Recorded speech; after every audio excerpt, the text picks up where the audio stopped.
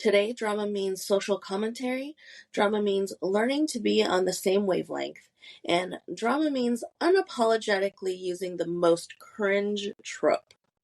Drama means here to sing, movie shows and all between. Laughs and talks every day with Mel and Ryan, come and play. Hi, welcome to DramaMeans.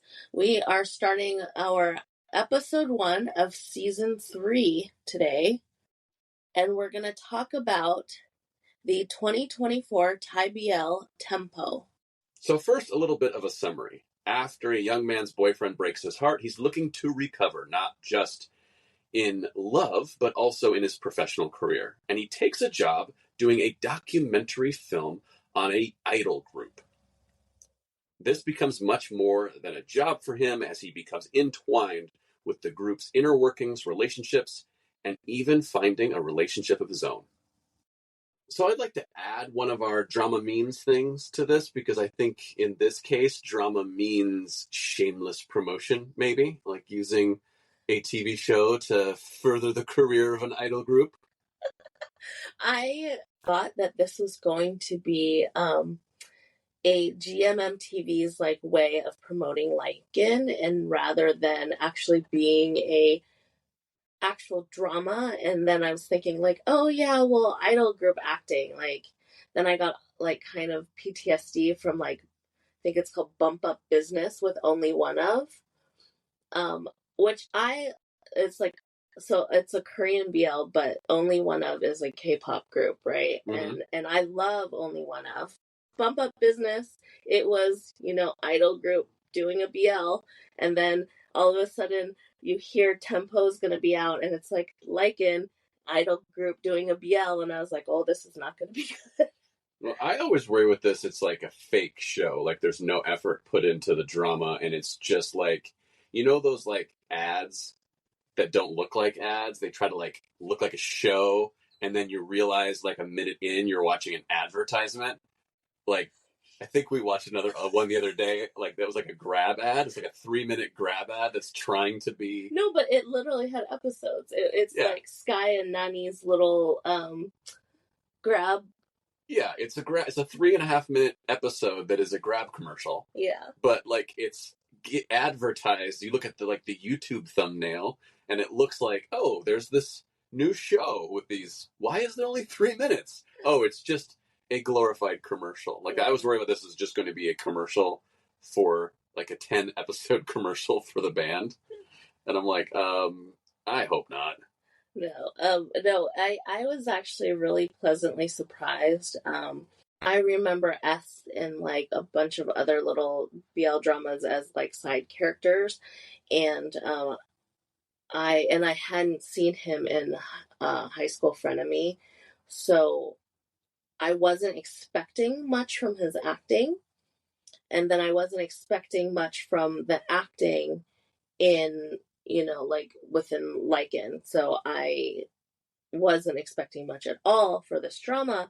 And then I started it and I was enthralled. I was, very into it right from the get-go. And I feel like the structure of it is really good. Like every episode they had like, objective, and it flowed, and it, from scene to scene, it just worked really well, and I really appreciated it. It definitely didn't feel like something that was done by music people. Like they actually brought in filmmakers, storytellers, writers, like people who do this to help them, not only tell the story and also incorporate the idea of the group. But it wasn't just surface, like, oh yeah, none of the story matters, because like we're just here to like get them on stage together so that they can sing. It really felt like everything had meaning, and they really tried with the chemistry, and they tried with, the backstory, and made you care about the characters. So like, you have to hand it to them that where they could have gone wrong, I don't think they did. They didn't fall into those traps of like, who cares? It's just about the group. Yeah, I agree. I love that they put so much care into making this, and actually like having a very good story. And, as we've witnessed in the past, GMMTV is very like in the forefront of like bringing social commentary out, in to the public. Start tough conversations, basically. Yeah. All over the internet, it brought like a lot of conversation in terms of how like idols are treated and like dating within idols and things like that. And it's just I think this is done really well. I know a lot of other projects and let it be like K-pop groups or whatever and other dramas, they've touched on this subject before, but this fully was like laid out, and I liked that it actually like in dramas like You're Beautiful, like back in the day, it was very like one-sided. You only see, the artist sides. But I feel like this is like they're trying to show, okay, the artists are feeling terrible and this is their side, but it also shows a little bit of like the fans' way of thinking, and why they're so hurt by their idols, dating, and it kind of brings it out. And what GMMTV is saying, like, we understand where you're going and how you're feeling, but we are also people, and we have feelings, and we cherish our fans, but we also cherish the people we love. Yeah, the fanaticism, I mean, this is not like exclusive to this genre or this art form. Like, you think about how ravenously, I will say the word ridiculous, like sports fans are. Like, sports fans burn down the city when their team wins. Like, that's how ridiculous fanaticism is.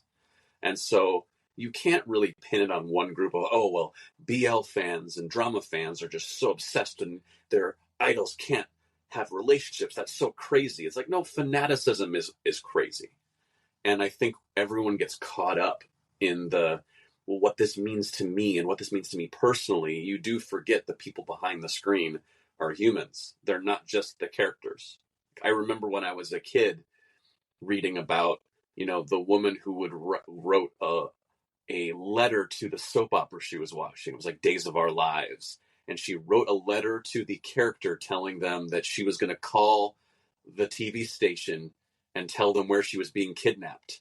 And it was like, wait a minute, woman, this is like drama, right? Like, this isn't real. But like this lady was like convinced that she was going to save this character's life by like calling the TV station and letting them know where the bad guy had her.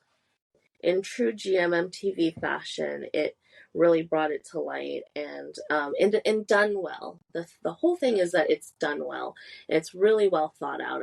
And, Ryan was saying that he really liked how ThamePo did the non-linear storytelling correctly. And it really benefited the show, and it highlighted how nonlinear storytelling can work really well. Yeah, we've seen a few shows try it where they're, they try to give you that post-credit scene that's supposed to like tie it all together, and it's just like, who cares?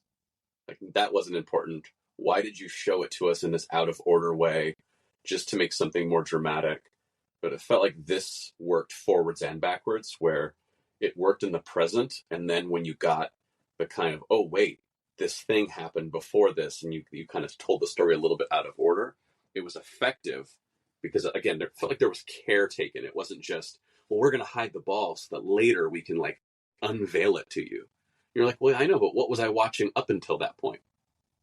Yeah, as we said in previous episodes, we really have noticed that trend of like showing you the outcome, or like, an obstacle or a problem first, and then going back like, 2 months ago or like 10 years ago. And it's like, we don't need that. And I don't know why that has become like such a trend of how to tell a story. Well, it's hooks. Everything needs a hook now. Like, the hooks need hooks. So if you don't hook people with the flashy thing and then go back and give them the context afterwards, like, people, I guess the consensus is you're not going to pay attention to get to the good part. Like, they don't trust us to sit through the introduction and the exposition in order to get to the romance. No, you got to start with the making out, because that's what's going to get us. And then we can go back and show how they met and all this stuff. Yeah, or like a death or something. Yeah. But it's a lot of times, like, I don't even think that is very effective. But in this case, in ThamePo, like, it's done really well. It's very engaging. They're having a conversation, and while they're having a conversation, we see, like, it almost acts as if it's like we see what they're thinking. Mm-hmm. And it's done really well, and I really, really appreciate the filmmaking in ThamePo. It doesn't feel clickbaity. That's the word that was on the tip of my tongue. Is like, when you do it normally, it just feels like clickbait. Like, oh, look at this shiny thing. And then you're making me wait to make the shiny thing make any sense. And sometimes it doesn't. And in this, I think it was done more for impact and to help actually tell the story in a way so that everything wasn't doled out and kind of, inevitable. We got to see things as they became emotionally resonant. Then they kind of gave us the context to let those emotions really hit them. Yeah. And aside from the filmmaking, I'm really impressed with the acting. For me, I can't remember what the last project I saw S in, but it was like a minor role where, like, he didn't really get to show his acting chops. And I was really, I was just so impressed with, like, his subtlety. I talk about eye acting and, like, just like those really subtle, natural, like, mannerisms really give his character like a lot of depth. And I love his little, like, smiles. It's not, and a lot of times people, like, judge if someone's a good actor if they're, like, crying. Like, crying scenes are, like, how you judge a person's acting. Crying and shouting, yes. And a lot of overacting, and then all of a sudden, like, they're amazing actors or something. But for me, I'm always looking for those slight, like, just very natural, like, believable moments that you're like, it's not watching him acting, it's just him being. And those are how I tell if someone is a good actor. And for me, S acting is, like, top notch. And it's just his little slight smiles and his little, like, face movements, I guess. It's just, in my opinion, like, perfect. And of course, they had a lot of emotional scenes, and I was also very impressed with it. And I was impressed with William because, like, he's an idol, singer, and I believe this is his first acting project. Oh, really? Yeah. Yeah. Okay. I actually didn't realize it was first. He doesn't, I think S is a better actor of the two. Yes. And I think that's pretty clear if you're watching this. Like, I think it's pretty obvious, but I think William kind of held his own. Yeah, he really did. Like, I wouldn't say, like, because, like, sometimes we watch something and go, oh my gosh, this one actor is blowing the other one off the screen. Yeah. And it's not that actor's bad. It's just they're paired with someone who's just leaps and bounds better. And I didn't feel that here. Yeah. I definitely agree. I think William definitely held his own. Like, it's unlike, I always make them as an example because I do really think, so there's Yin and War, right? From Jack and Joker and Love Mechanics. War is such an amazing actor that his level is so much higher than Ying's, especially in the beginning. And when we were watching Jack and Joker, I was telling Ryan that, like, Ying really had to step up his acting game to hold his own with War. But even in Jack and Joker, you could still see that difference, right? And then I know we're going to talk about this later in another episode, but also with Mew and Gel Boys. So there are those who just, like, outshine everyone else, but I really think that William, like, really held his own, and I'm very excited to see him again. I would say where S, like, really feels better is, and this is something, like, you talk about your eye acting. like that's what you look for. One of the things I really look for is the performance between the lines, and also when the other actor has the lines. Like, what is the actor doing when they're listening? And are they active listening? And are they still going through emotions even though the other person is speaking? Because so many actors go on pause.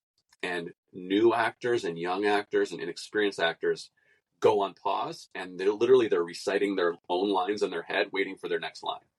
And good actors and great actors, there's so much going on behind the eyes and in the face and in their mannerisms while other people are speaking or even between their lines. And I think that's where Est has the edge with him and William in this, is that he's very, very good between the lines. Yeah. Like, so he's feeling the moment. Yeah, always. And you're not having to remember your lines because you've encapsulated this character. You know what this character would say next. And so you have to absorb the other actor's performance in order to then emote your performance. It's not just taking it from the words and taking it from the page. You're taking it from your performer, which is where organic acting comes from. It comes from your scene partner. And that's what we mean when we say, like, oh, this actor outshines this other one. Because one actor is taking everything from the scene partner and giving it back, and then the other one's kind of giving it back. And you're like, it's like having a bad dance partner. Like, it makes neither of you look that good. Yeah. Yeah, definitely. So that is what we really appreciate from the drama. Now that we've talked about what we liked about it. Ooh, now the not so good? Well, I wouldn't even say it's not so good. I just think it's really funny that they did that trope where it's like, let me walk you to the bus stop, and then I'm going to walk you home, and then come back and walk me to the bus stop. And it just continues. Like, they didn't even, like, it would be cute if it was like once or twice. It was so long, and it took up so much time. And literally, the Guardians of Dafeng like literally made like mocked that moment, because they do it too in their thing, but like everyone around them is like rolling their eyes and like treating it's like a funny moment, and they were joking, right, in Guardians of Dafeng, but like no, this was like, that moment where it's like, you hang up, no, you hang up, like you're both on the phone, and I get what they're doing with it, but it's truly ridiculous, and like it stops being romantic and starts playing as just comedy. Yeah. Which maybe that's what they wanted. They wanted to take that romantic moment and turn it into comedy. I don't think it really works. I don't think they did. Get through it already. I think they truly, like, no apologies at all. Like, this is what we're going to do, and we think it's adorable. And it was cute the first 2 times.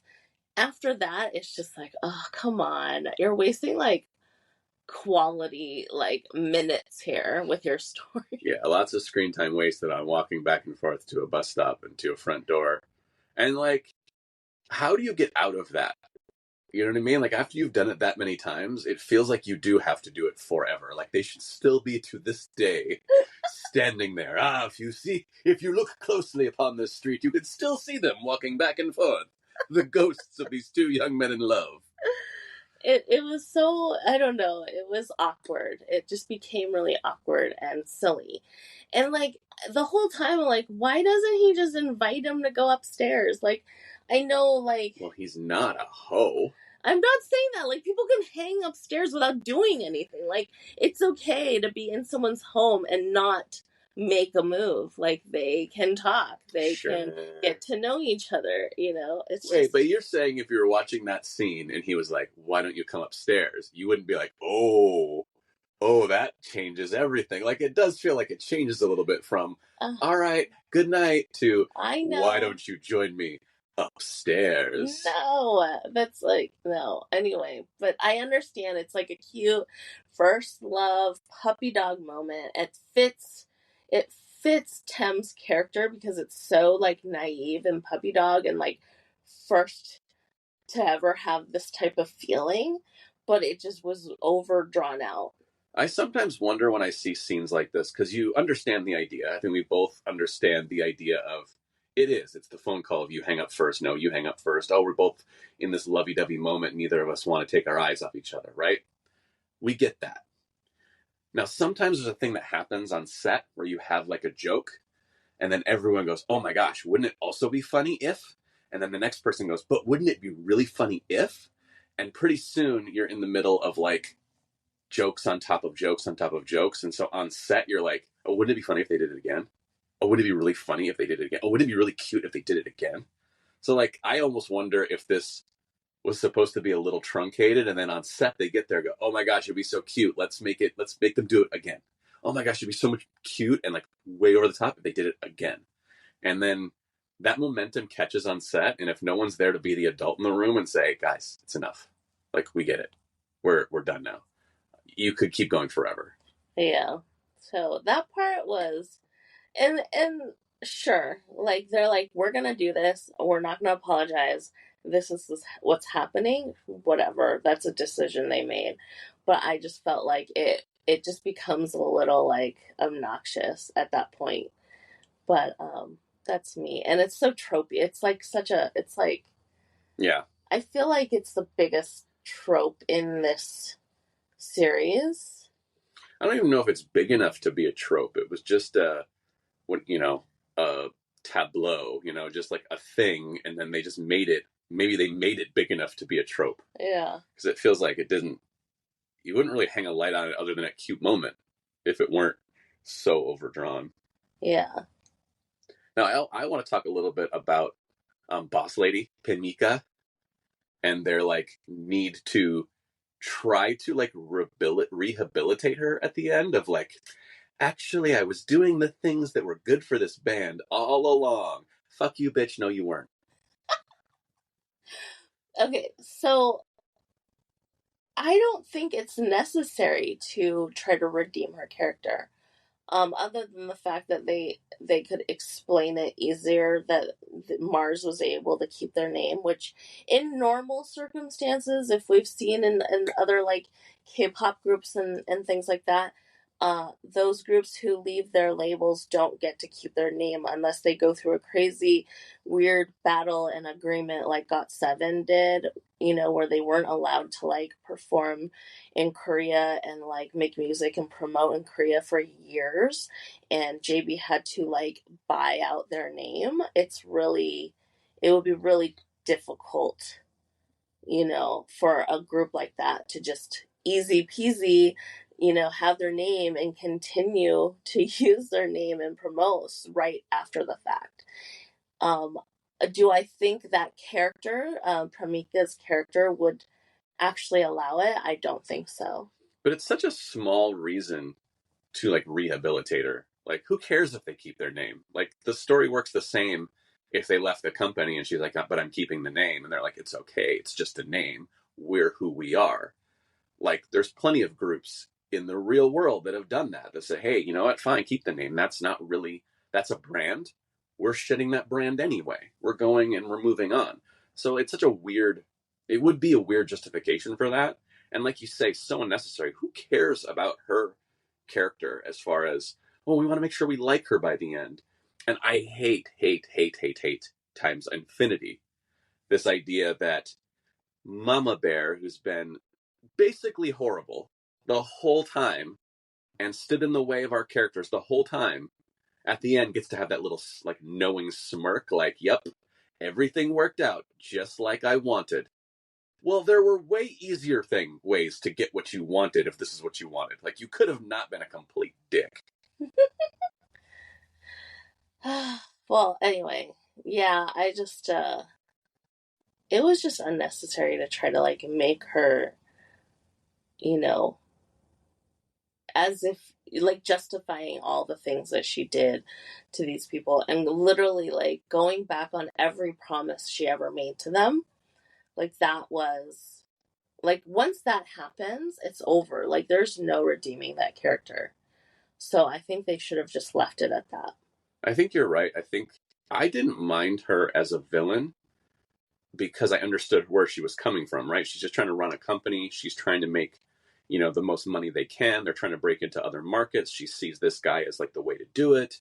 And she literally sees the rest of his band as holding him back. Like, I get all of it from a business standpoint until the moment where she like surprises them live on air with, oh no, only he's going to Korea, even after I made you these promises. And she like ambushes them like live. I was like, oh, that's unforgivable. Like, there's no more like, you know, she's just a business lady doing business lady things. Like, now you're just not a good person. Like, that's horrid. Yeah. Yeah. And I mean, there are definitely even worse people in real life. Yeah, but we don't want to redeem them, right? Like, yeah, who cares? That's true. After that, I'm like, oh, I'm done with you. I don't care what you think anymore. Yeah. So those are a couple things that we like had major issues with. Like, again, we said, you know, the story is a little simple, but those are totally like, we can overlook those. I'm even overlooking the cringy trope. You know, but yeah, the trying to redeem a character that doesn't need to be redeemed it's unnecessary. Mm-hmm. Yeah, and I don't understand the instinct. So I saw online that, and I don't even know, I think it was, maybe Hong had said it before. So he mentioned that it was originally supposed to be Hong Est right. instead of William Est. And so I was like, oh yeah. And then I thought about it and I was like, and then they decided William because Hong would bring the bump up business atmosphere. Sure. Yeah, he was not as strong an actor. I think he had the right size part for this. I will give everyone a little bit of a break as an idol group where you want all of them to act. They found a group that had serviceable acting qualities for the roles they were given. Like, they were all cast correctly. And I think Hong in that role of Tem might have been hard. That would have been very hard. And then our episode would be very different. Very, very different. Yeah, I think the pairing was right.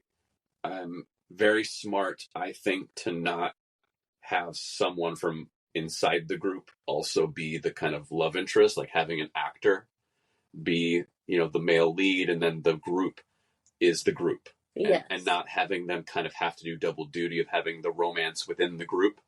I think that would have been tricky, and I think made it feel more just a commercial for an idol group rather than, oh, we have actually a legit actor now who's doing scene pairings with, you know, an idol. Yeah. That, I think it just gave the whole thing a sense of legitimacy. Yeah. So in like the past, a lot of these idol dramas, it's always like you have different members of the group, or, you know, like I'm gonna do an example of You're Beautiful, where, you know, like you have Hongyi as a member, and then Yonghwa as a member, and then an actor be their lead vocalist, which is Jung Gun-suk, right?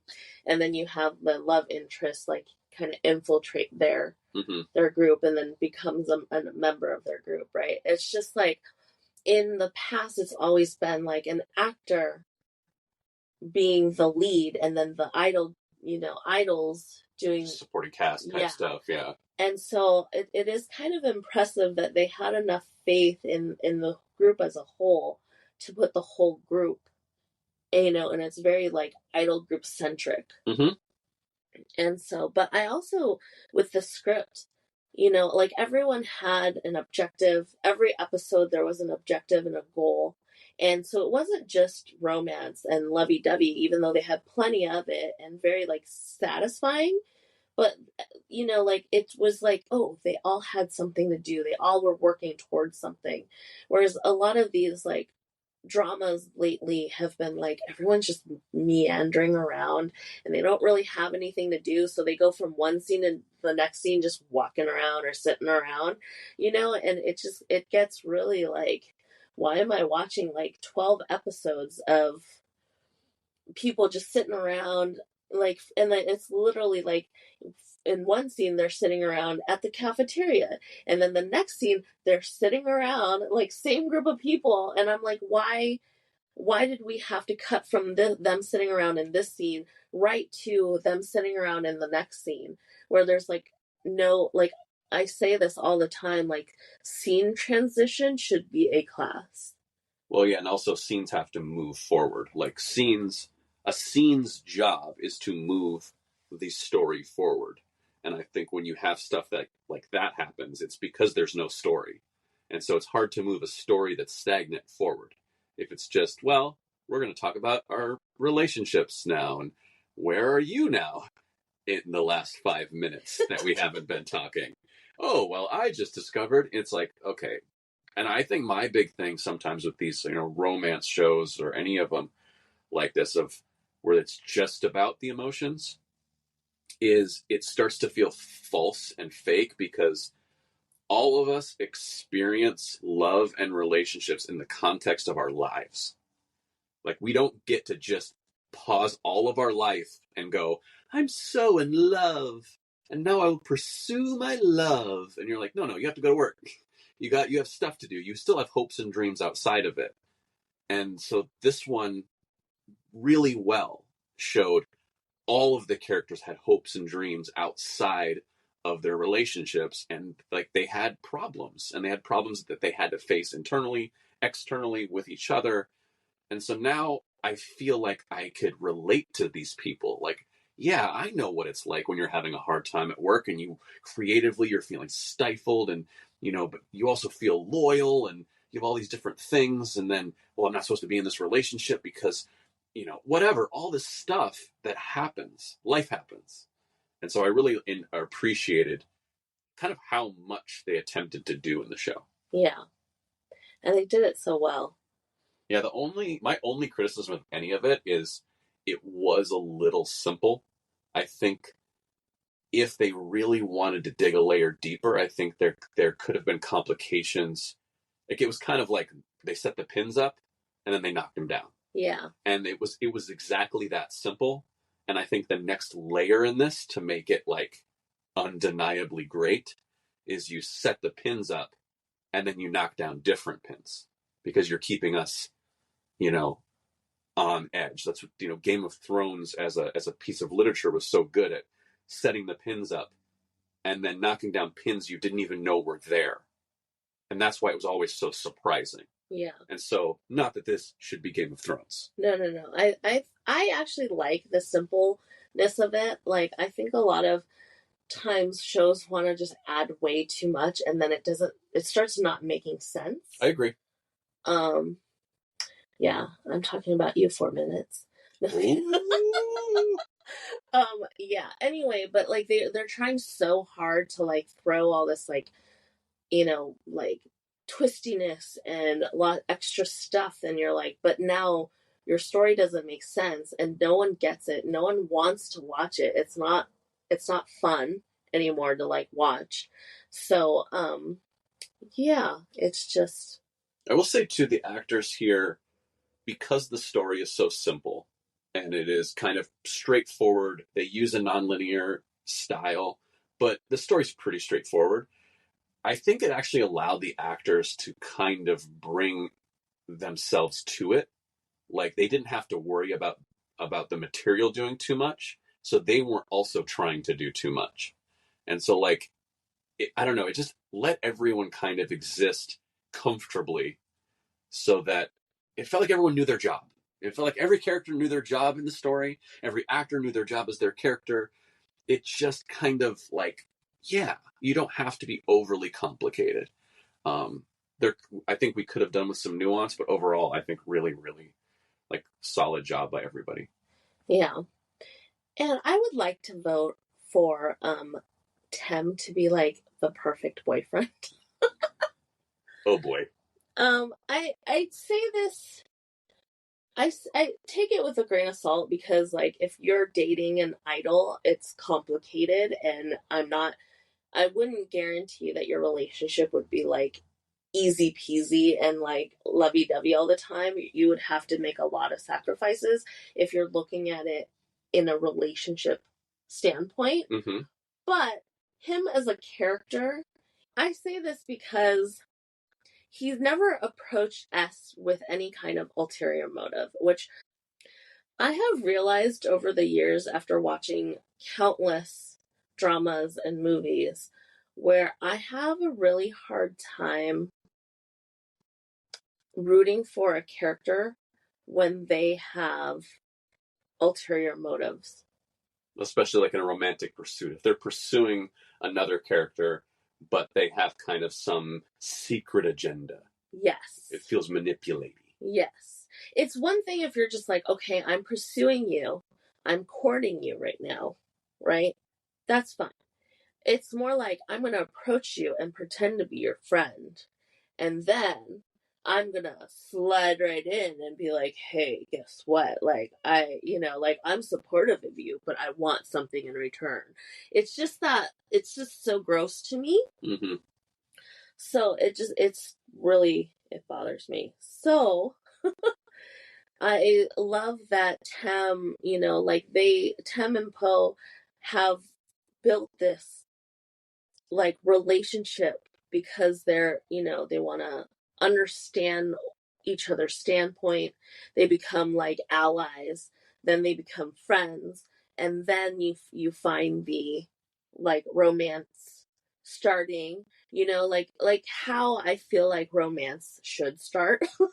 Well, it starts from a much more innocent place, especially from Tem's point of view, because when he first sees Poe, he's just like, hey, who the hell are you? Like, his hackles are up. And then he softens and he gets to know him. Then he gets to like him. It's like there's an order to it. It's not just love at first sight, I saw you, and now I'm just infatuated, and now I have to figure out how to get close to you. Yeah. Like that, to me, is gross. It's like, ooh, an object of my obsession. Now let me see how I can get close and weasel in. Yeah. So, and also I like that once, they're in a relationship, he gives it his all. Like, even he has to learn how to balance his work and his relationship, but he gives both sides equal attention. In terms of, like, not attention because he's working so hard and struggles to find a time on the calendar, to meet with Poe, but he makes their relationship, their romance, a priority. And I think that goes back to also being able to identify with the idol and not be preachy about, look how tough idols have it. They don't get to have love. But I think the thing you hear sometimes from fans is like, well, they get to be idols, so that's the cost of being an idol, is you don't get to be in a relationship. Well, also the cost of being an idol is you don't have a lot of time to be in a relationship. It's very difficult to be in a relationship. They are sacrificing a lot. Now you're also asking them to sacrifice even the ability to have a boyfriend. Option. Or the option. The option, that's the perfect way to put it. And in this, his schedule is so packed. They run these idol kids to the ground. But he's still trying to make time despite all of the hardships. Like, it could cost him his career and it's tough, but I still want to take you to the movies. And so I think that's a subtle way of going, hey, fans, like, see, it's not all like gravy. Like, they don't just get to do what they want all the time and then everything's great and they're spoiled. Like there's a lot that goes into this, and maybe treating them like humans wouldn't be horrible. Yeah. So, and I also like that they talk to each other. God forbid they fucking talk to each other. Like, communication? How dare you? How dare you suggest that? You mean they don't just overhear them say things from around the corner and then miss overhear and then get upset and don't talk for days? Yeah. So it's so refreshing that it feels real, where like it's not so coerced like some of the other dramas that's out there where like everything's a misunderstanding and they never talk to each other and they never text with all the fucking communication that they can have now. It's like, this is how they communicate with each other. And the thing is, like, Poe's super understanding and to the point where like it's kind of what he dealt with the last 7 years of his relationship, and he's still willing to, give that trust and like, no, like, take care of your business. You do that first. You don't have to worry about me kind of mentality. And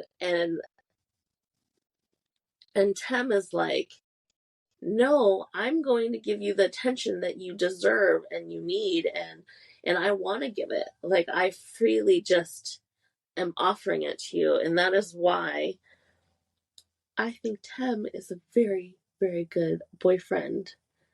Well, I think also every once in a while there's a show that comes along and does this thing correctly. And what I mean is, we as an audience are waiting for them to fall into the traps that we've seen dramas fall into before, where, oh, my bandmate is flirting with the guy I like. I guess I'll just give up and not want to go after that guy anymore. And I'm going to not communicate. And we're waiting for these two to fall into those pitfalls, and they don't. And then along comes the next pitfall. Oh, is Tem going to go back on his word? And it's like, oh, here's where they're going to fall into that pitfall. And then they don't. And every once in a while, there's a show that kind of plays with us that way. And this show did that. And I think at some point, I think they probably knew they were doing that and had a little bit of fun with it. And so it was a nice change of pace to some of these, the non-communicative toxic partners. Yeah. So this got me to thinking, in all of the dramas that I have watched, who I think are my top 3 husband material characters. Which got me to thinking, who are my top 3 husband material characters in Dramaland? And we'll see if we have the same type. Do you think we'd have the same type? No, I don't think we have the same type. I don't think you and I both appreciate the same things in a husband. I really don't think so. For my number 1, should I start with number 1 or should I start with number 3? It doesn't matter. This is going to be great either way. I'm going to start with number 3, I think. So I had a really hard time picking who would be my 3rd place, perfect husband material character. For me, it was in between Kurosawa from Cherry Magic, okay, and Donjashu from Hidden Love. And so I think I think it's gonna be Donjashu, and the reason is, I feel like there's 2 reasons why I feel like Kurosawa is not the 3rd place. Is one, he had been harboring feelings for Adachi for 7 years. Right, yeah, he's been kind of a creeper a little bit. Yeah, like he buys him like pajamas, and he he deliberately stays after and like gives him coffee and says, oh, someone gave it to me, but really he bought it for him, which is, it's fine, it's not like harmful or anything, but it does, kind of tread that line of ulterior motive. Mm-hmm. So that also, like, that's kind of why. And then also, I feel like Kurosawa is a little bit walking on eggshells when he's around Adachi. Like, he's so careful with Adachi that he like has a hard time being himself. Do you know what I mean? I totally know what you mean.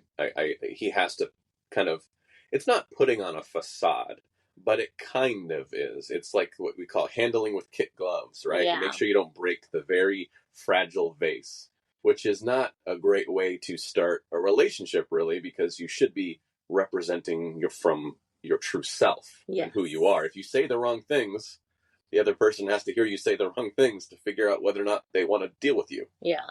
So for me, that's like less natural in like, developing a relationship. So therefore, Donjashu is my choice for 3rd place. By default. I mean, you won 3rd place on the podium by default, buddy. So yes, he is a good character. He's responsible. He's playful, which I really like. He has a playful like attitude towards Sangju, and it's just like, just more natural, and he treats Sungju with care, and like he devotes himself. And originally at first it was because, you know, she is a beloved little sister to his best friend, and by default is also like his little sister by association. Sure. Right? So sure, you know, he never had any type of like ulterior motives with her. He didn't plan to fall for her. He didn't plan to even court her. It was like a very natural, like, oh, she's into him, and he realizes like, oh, he can accept those feelings. Mm-hmm. You know, so to me that's more natural. He bears his debt, his family's debt, on his shoulders, and he's worked his ass off to pay off all that debt. But he's also not like a pushover and wouldn't like bend to other people's wills, you know, just because he has this debt. He still has like, he still lives with pride, and it's just a lot of good like humanistic characteristics, you know. And then he takes his relationship with Sangju like seriously.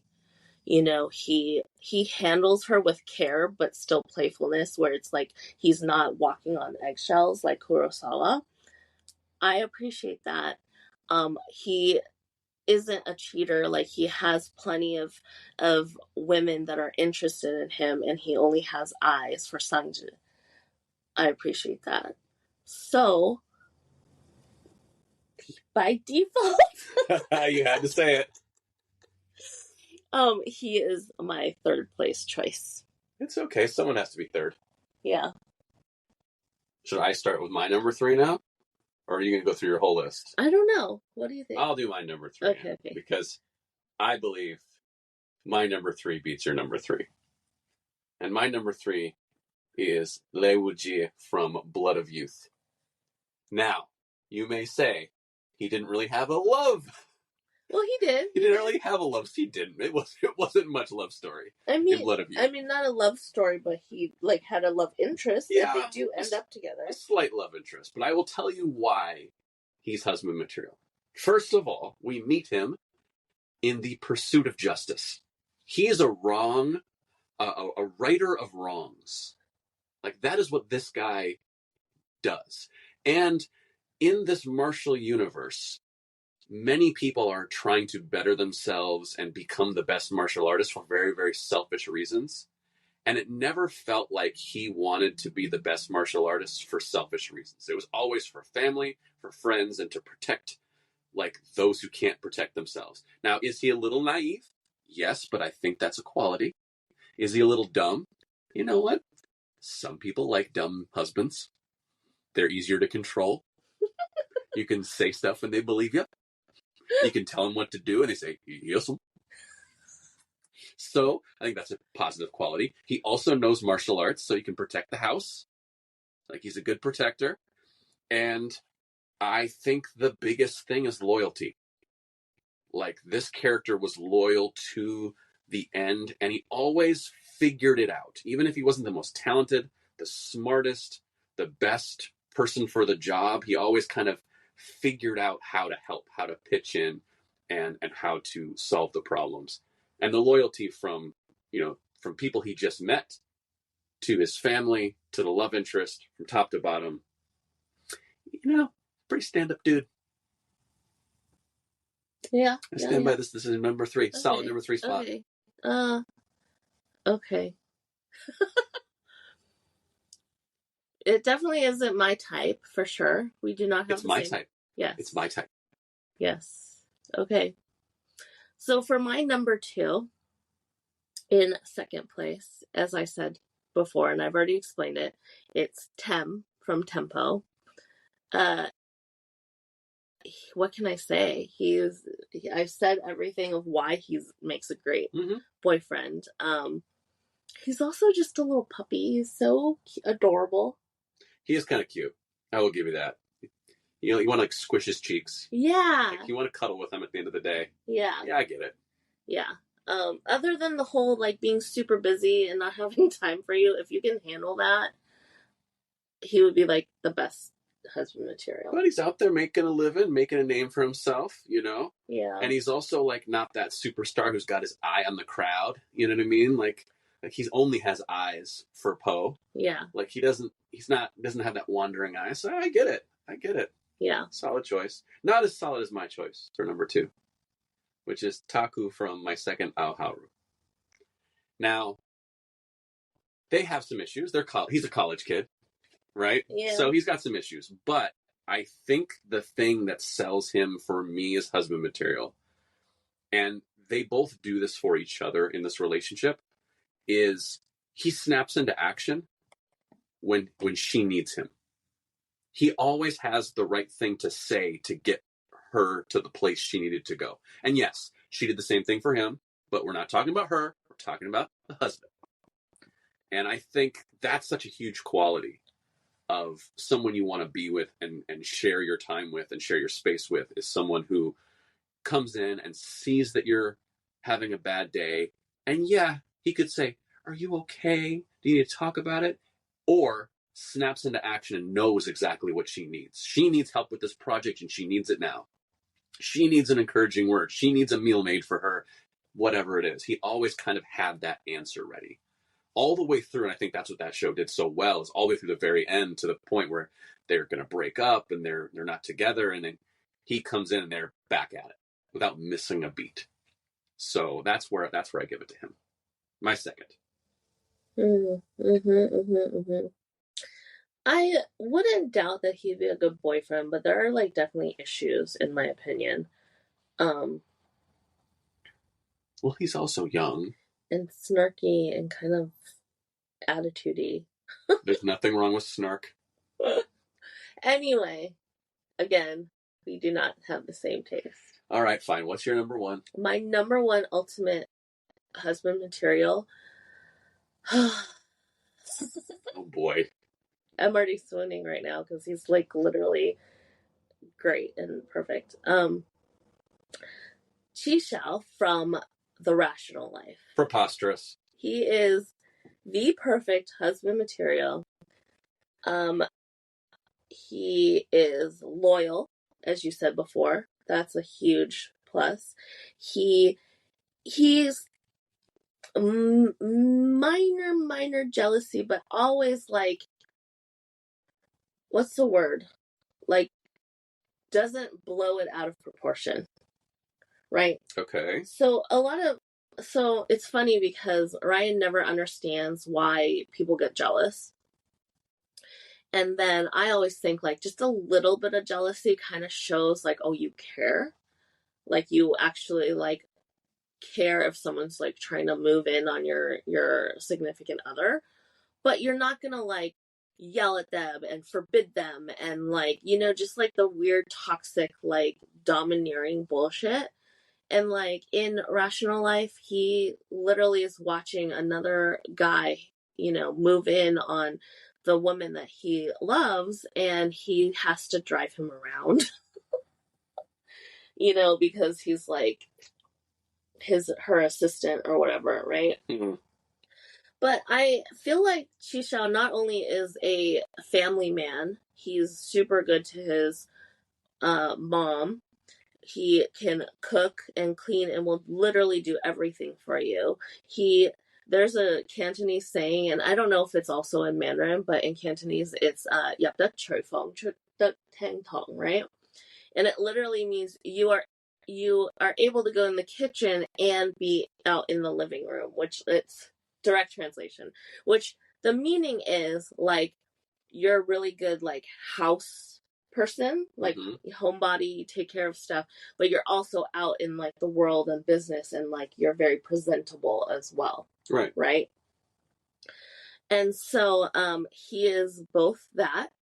But I think what really did it for me is the crucial moment, which in Rational Life they did it right, is that the minute, because she is his boss in the show, in the drama, right? The minute they decide that they're going to be together, he's like, okay, I'm going to make the adult decision to quit my job, and we are no longer going to work together because now we are in a relationship. Sounds like a deadbeat.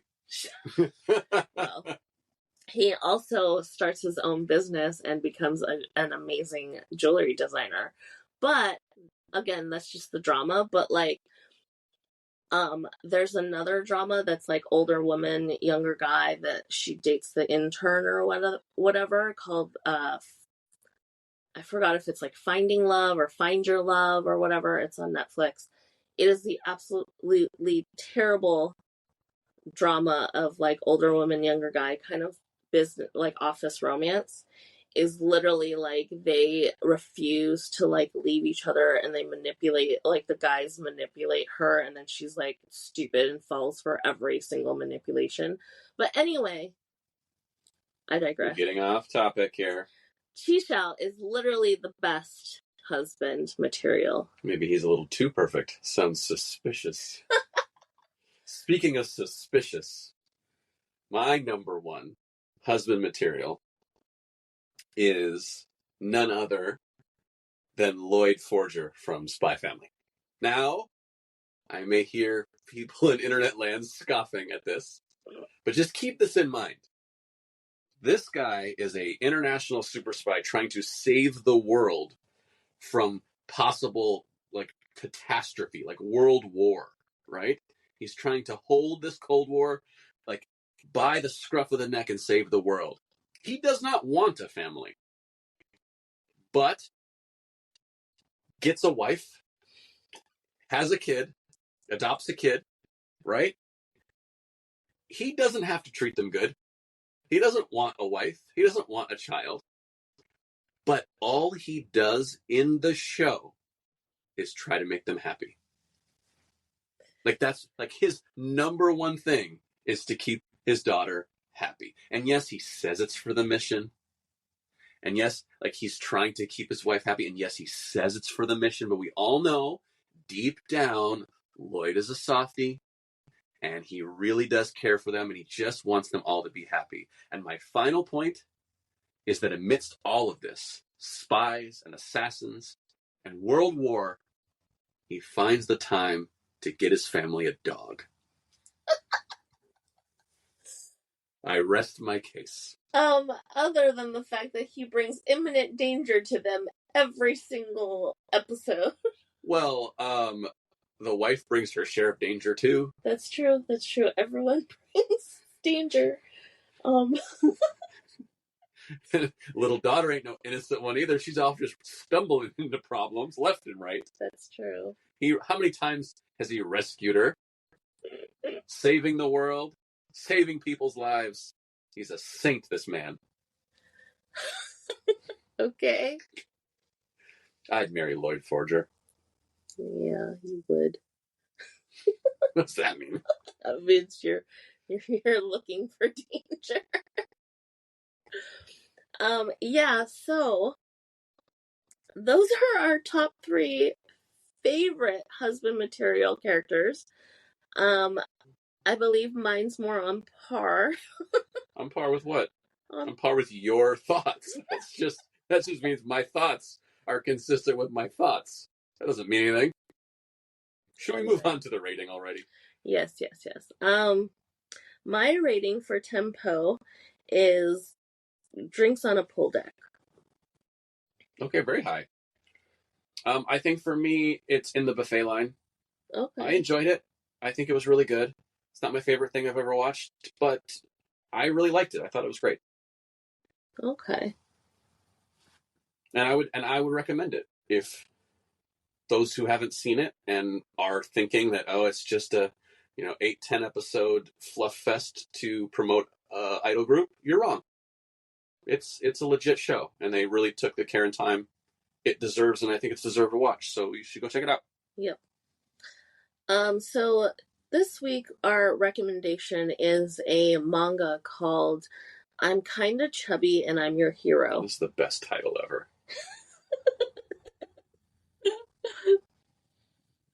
It is a BL manga. It's very like slice of life, fluffy, very, very just like heartwarming. But if you're into that, check it out. I enjoyed it. I enjoyed the characters. Yeah, and that is it for this week. And yeah, first episode down. Yeah, thank you so much for joining us at the start of season 3. We'll be back with many, many more episodes all year long. And make sure you're following us at DramaMeans_podcast on Instagram. And is it the same on YouTube? It's DramaMeans on YouTube. DramaMeans on YouTube. I can't remember. It's the first episode back. Give us a break. And so sorry we took such a long hiatus that a lot of things came up and we lost track of time. But we're back now. Thanks for joining us, and we will see you next week.